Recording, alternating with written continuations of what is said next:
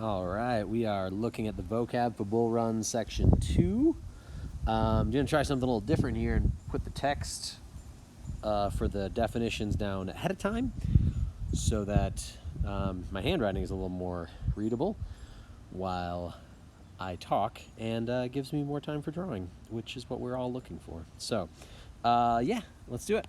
Prostrate. There's an R there that's important. Prostrate, like it says, is laying face down on the ground. As you can imagine, it's not a good look. It doesn't imply good things. You're super injured. You're trying to avoid something. You're like, I don't know, prostrate. That's the definition, and the implication it's bad. And the whole face down part sort of captures that nicely, I think. Meandering. You'll see this two different ways, and I think both of them apply to our book, which is to kind of follow this sort of winding or like not in a hurry. Sometimes you'll see it as like a meandering stream. Streams are notorious for just sort of kind of winding and going where they will. But sometimes children meander. They just sort of wander back and forth, not in a straight line. Not in our class, of course, but you could see how streamline some of our children are. So there you go. Allure. This is a good one. That's why I wrote such a long definition. So it's something that you find particularly fascinating or charming about something. Like you're kind of drawn to it. But I really like this mysteriously attractive. It's almost like you're drawn to it and you don't know why. Like reality TV, like you think about it and you describe it and it's just like, that's the dumbest thing ever. And yet, some of the shows you watch and you're just like, I can't take my eyes off of it. It is mysteriously attractive for reasons I can't quantify or explain. That's part of its allure. And then a ramble. We actually have two words this week, I believe they're both this week, that deal with walking. A ramble is kind of like, imagine you're cooped up in your house all day and you just go for a walk. You're not walking to a destination, so no real goal. I kind of liked that, but it's just sort of like happy-go-lucky. Look, there's a picture of me walking, and how I'm happier than that. All right, there we go. Yeah, I'm not in a hurry because it doesn't really matter where I go or how long it takes. A sneer.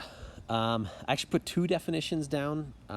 So like it could be either or, but I felt like both of them sort of captured that important sort of, how like kind of people smile at you and it's sort of that knowing like, aha, I'm so clever, sort of smirking, ugh.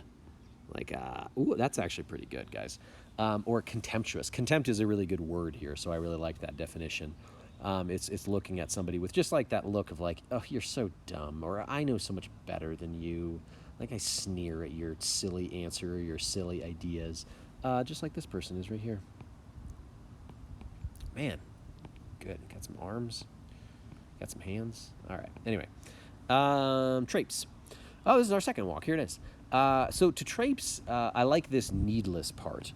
Imagine, I don't know, you're trying to record something on a computer screen or have a video chat, and someone just kind of keeps going back in and out of the background, and it's like, dude, you see what I'm doing here. Does this need to happen? It's like, no, it doesn't need to happen. I'm traipsing back and forth. Look at me. How happy I am. Kind of a skippy, happy-go-lucky. Oh, that person's frowning. Sorry. Like, yay, I don't care that I'm interrupting your thing over and over again, Dad. I'm traipsing about. La-di-da, look at me. A rebuke is criticism. It reminds me a lot of... it's a good teacher word. That's a person up at a chalkboard.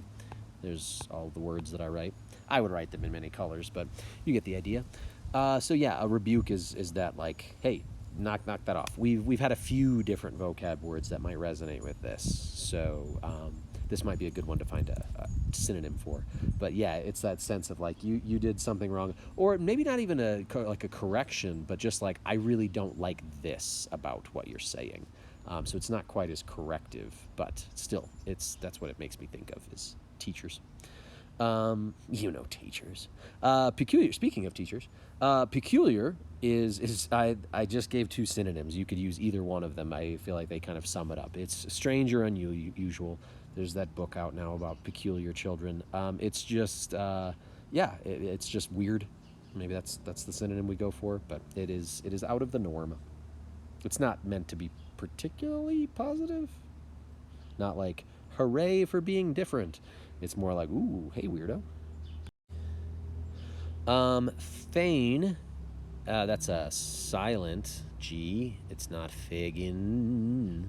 I'm gonna write silent right here.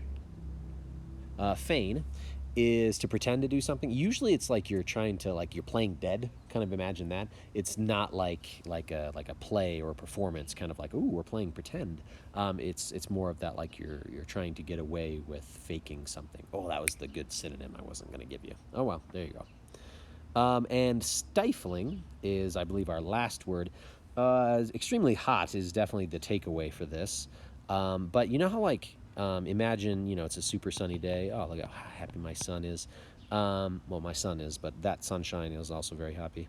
And like, you're, like, wearing, like, too many clothes. And you got your scarf on, and you got your big boots. And it's just, like, keeping in all the heat. That's kind of a cowboy boot look. And anyway, that makes you really, really warm. This is the person sweating. Kind of looks like they're crying, but that's okay. They're very sweaty. Yeah, so stifling, extremely hot, but it does always carry that sense of like the heat is trapped inside of you. You wouldn't go outside and, Utah's the middle of the desert on a 100-degree day and be like, ooh, that sun is so stifling. Like it's the opposite of that, just because it means hot. There's an implication for stifling, like you're wearing too many clothes, or like a car. You know how you get right in the car. That's not like normal heat. That's stifling heat.